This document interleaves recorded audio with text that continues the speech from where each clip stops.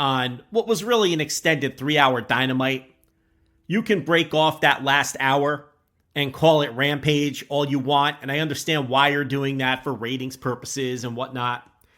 And you don't want to drag down the average rating of Dynamite, with that third hour. And technically it is Rampage being moved to a Wednesday. So I get all that. But for all intent and purpose, this was a 3-hour Dynamite.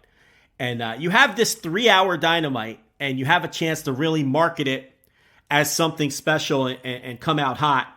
And it really was just a middling show last night with the exception of the Kenny Omega angle. Really, for the entirety of the 3 hours, it was just a run-of-the-mill and quite honestly, below average Dynamite with a lot of middling matches and promos and angles, with the exception of the one big angle. So I thought from that standpoint, last night was a huge missed opportunity. You could have made a big deal out of this live 3-hour Dynamite and loaded it up, and they didn't do that. And I'll talk about that in a minute.